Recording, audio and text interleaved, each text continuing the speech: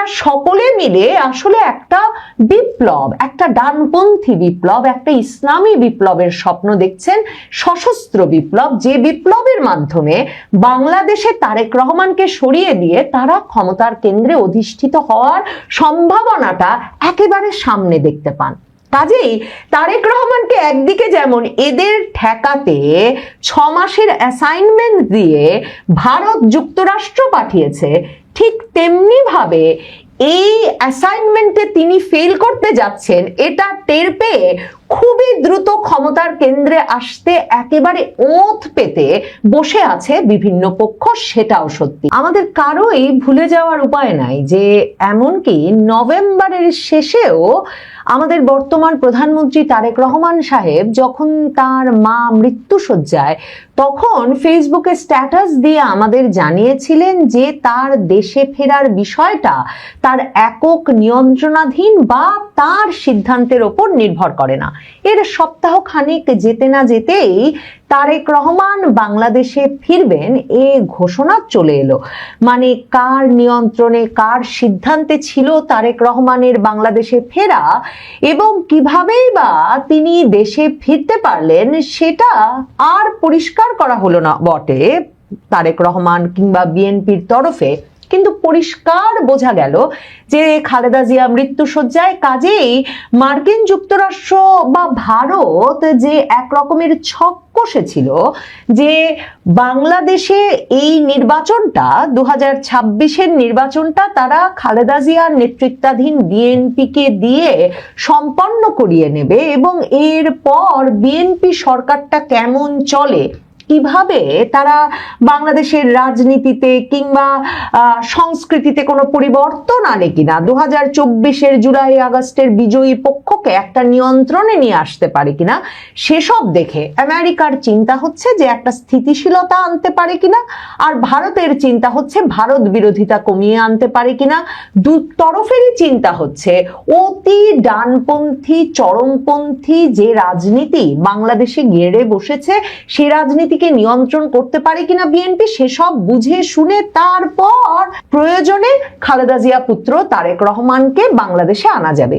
কিন্তু এরপর যখন বোঝা গেল যে খালেদা জিয়ার পক্ষে আর নির্বাচনে অংশ নেওয়া সম্ভব হবে না, তখন খুবই দ্রুততার সাথে সিদ্ধান্ত নিয়ে মার্কিন যুক্তরাষ্ট্র এবং ভারতকে তারেক রহমানকে বাংলাদেশে ফিরিয়ে আনার বিষয়ে সিদ্ধান্ত নিতে হয়েছিল এবং তারেক রহমানকে পই পই করে 6 মাস তিনি কি করবেন নির্বাচিত হয়ে এলে সে বিষয়ে একেবারে মানে পাখি পড়ার মতো পড়ানো হয়েছিল লন্ডনে, এবং সেই পড়া তিনি ভালো মতো পরীক্ষায় পাশ করতে পারেন কিনা সেটা দেখবার জন্য সবচেয়ে আগ্রহ নিয়ে সেই দেশটি অপেক্ষা করছে, যেই দেশটি তারেক রহমান দেশে ফেরার পর তার মায়ের মৃত্যুর পর সবচেয়ে বেশি আবেগ সহমর্মিতা নিয়ে পাশে এসে দাঁড়িয়েছিল, যে দেশটির প্রধানমন্ত্রী তারেক রহমান নির্বাচনে জয়লাভ করতে যাচ্ছেন শুনে সবার আগে চিঠি দিলেন, ফোন করলেন, চিঠি দিয়ে স্ত্রী কন্যা সহ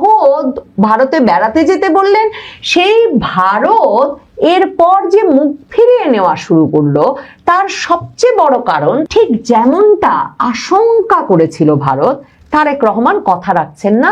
তারেক রহমান এক রকমের নিজের মতো চলছেন, কিংবা কার কথায় চলছেন সেটা এখনো ভারত নিশ্চিত হয়ে উঠতে পারছে না। কিন্তু বাংলাদেশ জুড়ে যেমন পাকিস্তানি গোয়েন্দা বাহিনীর তৎপরতা কমে নাই, বাংলাদেশে বসে তিনি একদিকে যেমন মার্কিন যুক্তরাষ্ট্রের সঙ্গে তো বিরাট বাণিজ্য চুক্তি, এখন প্রতিরক্ষা চুক্তি করবেন বটেই, অন্যদিকে ভারতের সবচেয়ে বড় চিন্তা, কারণ মার্কিন যুক্তরাষ্ট্র তো এই আঞ্চলিক নিরাপত্তার ক্ষেত্রে ভারতকেই তাদের সবচেয়ে বড় বন্ধু রাষ্ট্র বলে মনে করে। কাজেই ইন্দো প্যাসিফিক অঞ্চলে নিরাপত্তার দিকে এবং চীনের প্রতি প্রতিদ্বন্দ্বিতার দিক থেকে ভারত এবং মার্কিন যুক্তরাষ্ট্র কিন্তু একই জায়গায় অবস্থান করছে। কাজেই তারেক রহমান একদিকে যেমন বিরাট মার্কিন চুক্তি মেনে নিয়ে ক্ষমতায় এসেছেন সেটা ভারত জানতো, কিন্তু এই যে চীনের সঙ্গে মাখামাখি বন্ধ করছে না মার্কিন যুক্তরাষ্ট্রের যথেষ্ট চোখ রাঙানি সত্ত্বেও, আর এখন নাকি তিস্তা ব্যারেজ চীনকে দিয়ে দেবে এবং তার বিনিময়ে চীনে একটা দ্বিপাক্ষিক সফরে যাচ্ছেন তারেক রহমান, এবং সেখানে গিয়ে তিনি তিস্তা ব্যারেজের কাজটা চীনকে দিয়ে আসবেন মার্কিন যুক্তরাষ্ট্র আর ভারতকে রুষ্ট করে। তাতে যে দুটো দেশ এনেছে তারেক রহমানকে 2024-এর পর চীনের সবচেয়ে বড় বন্ধু হয়ে ওঠা জামায়াতে ইসলামীর দফতরে 2024-এর আগস্ট থেকে যদি নজর রাখেন, প্রতি মাসে অন্তত একবার চীনা রাষ্ট্রদূত গিয়ে জামায়াতের আমিরের সঙ্গে দেখা করে এসেছেন। চীনা রাষ্ট্রদূত নিয়মিত যোগাযোগ রেখেছেন বাংলাদেশের ছাত্র শিবিরের নেতৃবৃন্দের সঙ্গে। ঢাকা বিশ্ববিদ্যালয়ে ডাকসুতে তারা যে পরিমাণ বিনিয়োগ করেছেন তার পেছনেও জামায়াতের সঙ্গে ছাত্র শিবিরের সঙ্গে 2024 থেকে তাদের প্রকাশ্য হৃদ্যতার একটা সরাসরি সম্পর্ক আছে। সেখানে তারেক রহমানের পাশে এসে যে ভারত আর মার্কিন যুক্তরাষ্ট্র দাঁড়ালো, এখন এই এক চীনের সাথে তার মাখামাখি ভারত এবং মার্কিন যুক্তরাষ্ট্র দুজনকেই রুষ্ট করে ছাড়বে। আর ভারত তো ভীষণভাবে ক্ষুব্ধ যে এখন পর্যন্ত না সীমান্ত এলাকায় কোনো জঙ্গি শিবির বন্ধ করেছেন তারেক রহমান, না বাংলাদেশের চরমপন্থী যে ভারত বিরোধী রাজনীতি এবং চরমপন্থী রাজনীতির বিকাশ ঘটেছে সেটা নিয়ন্ত্রণে কোনো ভূমিকা রেখেছেন, না পাকিস্তানের সঙ্গে মাখামাখিটা বন্ধ করেছেন।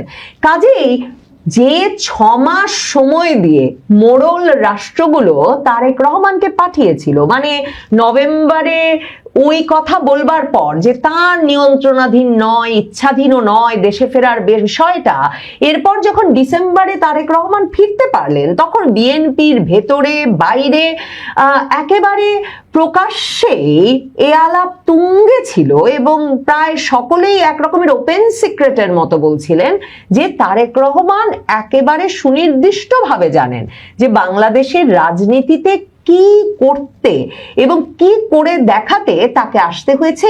আর এর মধ্যে সবচেয়ে বড় ব্যাপারটা ছিল এই যে বিএনপি পড়ে গেলে জামায়াতে ইসলামী, জাতীয় নাগরিক পার্টি মানে জামাতেরই বি টিম, এরা এসে ক্ষমতায় বসবেন, এই বিষয়টা দূরীভূত করতে মার্কিন যুক্তরাষ্ট্র এবং ভারত দুতরফেরই এটা সবচেয়ে বড় চাওয়া ছিল যে বাংলাদেশের রাজনীতিতে আওয়ামী লীগের যে নিষেধাজ্ঞা আছে সেটা তুলে নিতে হবে, আওয়ামী লীগকে স্বাভাবিক রাজনীতি করতে দিতে হবে, একটা স্বাভাবিক রাজনৈতিক পরিবেশ সৃষ্টি করতে হবে, মববাজির বিশৃঙ্খলার রাজনীতির অবসান ঘটাতে হবে এবং সেটা 6 মাসের মধ্যেই করতে হবে।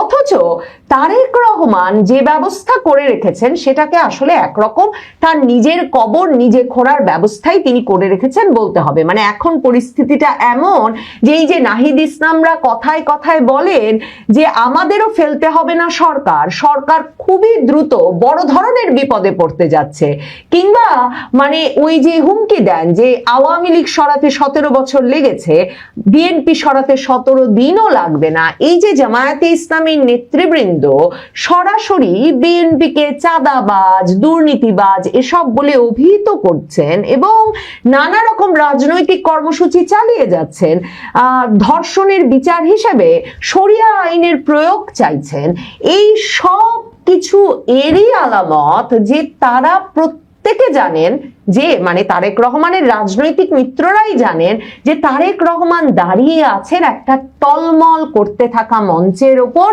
এবং তাকে যে কোনো সময় যে কোনো পক্ষ ধাক্কা দিলে আসলে বাংলাদেশের রাজনীতিতে তাদের জন্য একটা মহা সুযোগ তৈরি হবে এবং তারা ক্ষমতার কেন্দ্রে অধিষ্ঠিত হতে পারবে।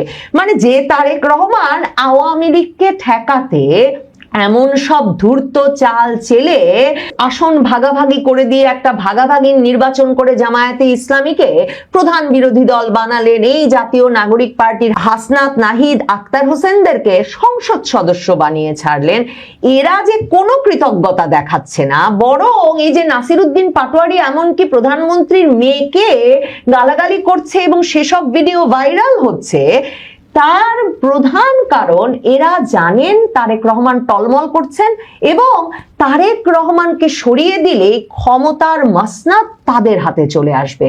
তারেক রহমান তাই যতই এদেরকে বুঝ দিয়ে শান্ত রাখতে চাইছেন, তারা সে বুঝ পাচ্ছেন না, কারণ তাদের কথা হচ্ছে আওয়ামী লীগকে সরালেন তারা, আর বিদেশি মোড়লদের এক রকমের সরাসরি অংশগ্রহণে আর বাংলাদেশ সেনাবাহিনীর তৎপরতায় কিনা তারেক রহমান এসে ক্ষমতার কেন্দ্রে বসলেন।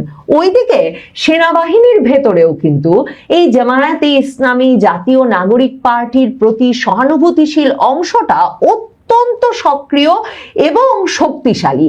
সেটা 2024-এর 5ই আগস্টের আগে জুলাই আগস্টের আন্দোলনের সময় যেমন বোঝা গেছে, এবং তাদের ভেতরে অবসরপ্রাপ্ত বিক্ষুব্ধ সেনা কর্মকর্তাদের একটা দল আছে যারা ভীষণভাবে প্রভাব বিস্তার করেন বর্তমান বাহিনীর সদস্যদের ভেতরেও, এবং এরা সকলে মিলে আসলে একটা বিপ্লব, একটা ডানপন্থী বিপ্লব, একটা ইসলামী বিপ্লবের স্বপ্ন দেখছেন, সশস্ত্র বিপ্লব, যে বিপ্লবের মাধ্যমে বাংলাদেশে তারেক রহমানকে সরিয়ে দিয়ে তারা ক্ষমতার কেন্দ্রে অধিষ্ঠিত হওয়ার সম্ভাবনাটা একেবারে সামনে দেখতে পান। কাজেই তারেক রহমানকে একদিকে যেমন এদের ঠেকাতে 6 মাসের অ্যাসাইনমেন্ট দিয়ে ভারত যুক্তরাষ্ট্র পাঠিয়েছে, ঠিক তেমনি ভাবে এই অ্যাসাইনমেন্টে তিনি ফেল করতে যাচ্ছেন এটা টের পেয়ে খুবই দ্রুত ক্ষমতার কেন্দ্রে আসতে একেবারে ওঁত পেতে বসে আছে বিভিন্ন পক্ষ, সেটাও সত্যি। এমনকি ডক্টর ইউনূস, তারও কিন্তু তৎপরতা থামে না। এই যে তিনি পৃথিবীর বিভিন্ন দেশে যাচ্ছেন, এই যে সম্প্রতি প্যারিস গেছেন, প্যারিসে গিয়ে তিনি যে বেশ কিছু স্পর্শকাতর বৈঠক করেছেন, এবং সেসব স্পর্শকাতর বৈঠকে মানে ওয়াগনার গ্রুপ, আইআর এর মতো ভাড়াটে খুনিদের সঙ্গে তার সাক্ষাৎ হয়েছে, এমন সব খবর যখন বিভিন্ন সূত্রে বিভিন্ন জন প্রকাশ করছেন, ঠিক তেমনি ভাবে ইউনূস সাহেব যে একটা লম্বা সময় বাংলাদেশের ক্ষমতায় থাকলে তিনি একটা স্থিতিশীলতা দিতে পারবেন, সেই প্রতিশ্রুতি মার্কিন যুক্তরাষ্ট্র, চীন সকলকেই দিচ্ছেন, সেটাও সত্যি। এবং মার্কিন যুক্তরাষ্ট্র থেকে চীন সকলের জন্যই এই যে তারেক রহমান যে স্থিতিশীলতা দিতে পারবেন না, ইউনূস পারবেন, সেটা এক রকমের মানে একটা প্রস্তাব হয়ে উঠছে, এই কারণে যে ইউনূস সাহেব অন্তত ওই যে সৈয়দা রিজওয়ানা হাসান যে কথাটা বলেছিলেন যে তারা মব হতে দিয়েছেন, বিশৃঙ্খলা হতে দিয়েছেন, ডানপন্থার বিকাশ ঘটতে দিয়েছেন বটে, কিন্তু চরম পন্থাকে তারা কিছুতেই মূল ধারায় আসতে দেন নাই, মেইন স্ট্রিমে আসতে দেন নাই। কাজেই এই যে পরীক্ষিত ক্ষমতা ইউনূস সাহেবের, মানে সকল রকম বিশৃঙ্খলা আভ্যন্তরীণ ভাবে দেশের ভেতরে চরমপন্থী গোষ্ঠীগুলোকে দিয়ে করিয়ে গেলেও এই যে মূল ধারায় তিনি যতক্ষণ নিজে ক্ষমতায় আছেন তার পারিষদবর্গ নিয়ে, ততক্ষণ যে তাদেরকে আসতে দেবেন না। অন্যদিকে তারা ইউনূস সাহেব ক্ষমতায় থাকলে বাইরেই সন্তুষ্ট অবস্থায় থাকবে, এটা যেহেতু পরীক্ষিত, কাজেই অনেক পক্ষের জন্যই ইউনূস সাহেব বরং একটা বেটার চয়েস হয়ে উঠছে, আরো ভালো পছন্দ হয়ে উঠছে তারেক রহমানের চেয়ে। তারেক রহমানের জন্য তাই ভিতরে বাইরে বিপদ বাড়ছে। আর ওইদিকে খলিলুর রহমান সাহেব তারেক রহমানের জন্য মার্কিন যুক্তরাষ্ট্রের সঙ্গে একমাত্র সূত্র যিনি, সেই খলিলুর রহমান চলে যাচ্ছেন জাতিসংঘের সাধারণ পরিষদের সভাপতি হয়ে 1 বছরের ছুটি নিয়ে। এক রকমের তিনি আসলে তারেক রহমান সরকারের এই টলমল অবস্থা বুঝেই দ্রুত এই পদ ছেড়ে একটা নিরাপদ জায়গায় যেতে চাইছেন। যদি তারেক রহমান টেকেন 1 বছরের বেশি, তিনি ছুটি সেরে আবার আসবেন, না হলে কে বলতে পারে পরবর্তী যে সরকার গঠিত হবে সে সরকারে হয়তো কোনো গুরুত্বপূর্ণ পদ নিয়ে ফিরবেন খলিলুর রহমান। আর আরব বসন্তের কথা মনে করে দেখেন, যত জায়গায় মার্কিন যুক্তরাষ্ট্রের তৎপরতায় সেই আরব স্প্রিং বা আরব বসন্ত ঘটেছিল, সরকার পরিবর্তন, রেজিম চেঞ্জ ঘটেছিল, কোথাও মার্কিন যুক্তরাষ্ট্র প্রথম নির্বাচনের পরের সরকারকে দীর্ঘ সময় ক্ষমতায় থাকতে দেয় নাই। তারেক রহমানকে যে 6 মাস বেঁধে দেওয়া হয়েছিল, সে 6 মাস শেষ হচ্ছে আগস্ট মাসে। ভুলে গেলে চলে না, শেখ হাসিনা এই আগস্টেই দেশে ফিরবেন বলে তার নেতাদেরকে দলীয় সভায় জানিয়ে দিয়েছেন, এবং সংবাদপত্রে খবর বেরিয়েছে আগস্টের আগেই নাকি শেখ হাসিনা ট্রাভেল পাস চেয়ে বাংলাদেশ হাইকমিশনে আবেদনও করবেন। কাজেই তারেক রহমানের 6 মাস শেষ হচ্ছে এবারের আগস্ট মাসে, সেটাই বোধহয় এবারের আগস্টকে এতটা গুরুত্বপূর্ণ করে তুলেছে। আসসালামু আলাইকুম।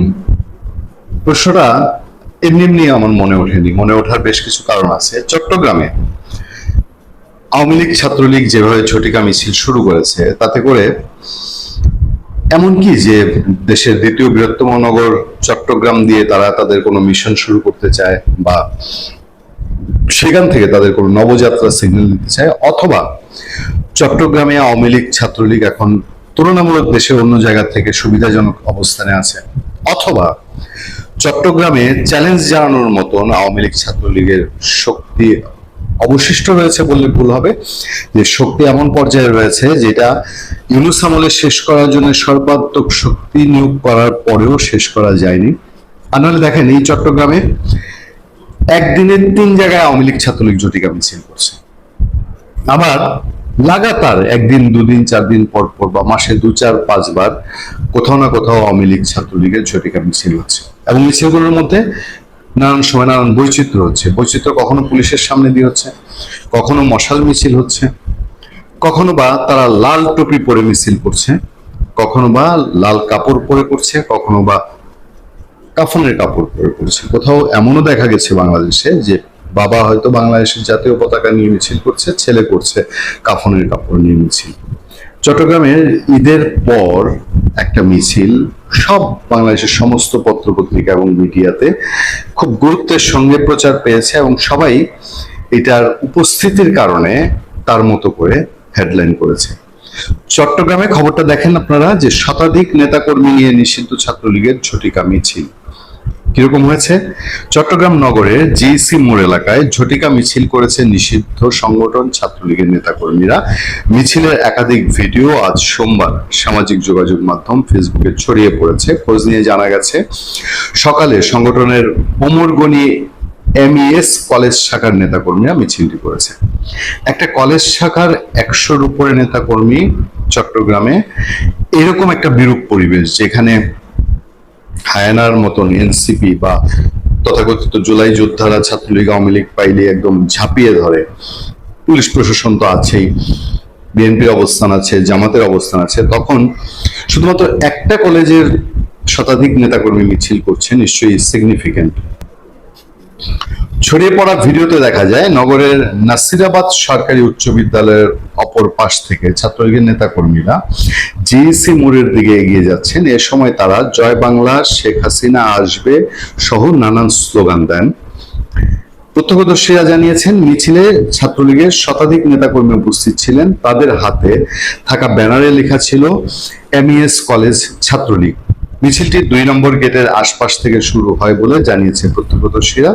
জানতে চাইলে পাঁচতাশ থানার ভারপ্রাপ্ত কর্মকর্তা ওসি জাবেদুল ইসলাম তিনি বলছেন, আমরা ঘটনাস্থলে গিয়ে কাউকে পাইনি, তবে ভিডিওগুলো পর্যালোচনা করা হচ্ছে, জড়িত ব্যক্তিদের শনাক্ত করে গ্রেফতার করা হবে। হয় কি, শিলপাটায় পেশাপেশি মরিচের কাজ সারা। এদিকে বিএনপি, জামাতে ইসলামী, এনসিপি এই তারা এবং তাদের এনটি আওয়ামী লীগ যুদ্ধটা কিন্তু মূলত তাদের মধ্যে, কিন্তু মাঝখান দিয়ে পুলিশের উপর দিয়ে তোফানটা ওঠে। কোনো এলাকায় মিছিল হইলে পরে ইউনূস আমলে দেখা গেছে সেই এলাকার ওসির চাকরি যায় যায় অবস্থা, আনালে বদলি হয়েছে। এবং এখন যত সব জায়গায় মিছিল হয়, মিছিলটা এরা ছাত্রলীগ বা আওয়ামী লীগের লোকজনও এখন ইঁদুর বেড়াল খেলাটা খুব ভালো শিখে ফেলেছে বোধহয় আগে থেকে, ফলে পুলিশের সামনে হয় না। এবং পুলিশের ওসি সাহেবদের এই বক্তব্য, আমি যদি এই বক্তব্যটা গুগলে আপনি সার্চ দেন, এই যে চট্টগ্রামের পাঁচলাইশ থানার ভারপ্রাপ্ত কর্মকর্তা জাহিদুল ইসলাম যেটা বলছেন, অন্তত গত 3 মাসের মধ্যে, মানে বিএনপি গভর্নমেন্টের গত 3 মাসে 20-30 জন ওসির বক্তব্য পাবেন। ওনারা ঠিক একই কথা বলছেন যে আমরা গিয়ে কাউরে পাইনি, তদন্ত চলছে, মিছিলকারীদের শনাক্ত করার চেষ্টা করা হচ্ছে, তাদেরকে গ্রেফতার করে আইনানুগ ব্যবস্থা নেওয়া হবে, মানে বোঝাই যায় যে সন্ত্রাস দমন আইনে মামলা হবে। আছে এদিকে আজ সকাল 8টার দিকে আনোয়ারা উপজেলার বিএবি সড়কের চাতুরি চৌমোহনী এলাকায় মিছিল করেছেন নিষিদ্ধ ছাত্রলীগের নেতাকর্মীরা। ওই মিছিলের 1 মিনিট 30 সেকেন্ডের একটি ভিডিও সামাজিক যোগাযোগ মাধ্যমে ছড়িয়েছে। আমি আবারও তাই বলছি যে চট্টগ্রামে এই নাড়াচাড়া আওয়ামী লীগের নিশ্চয়ই এর ভেতরে কোনো না কোনো একটা হিসাব আছে।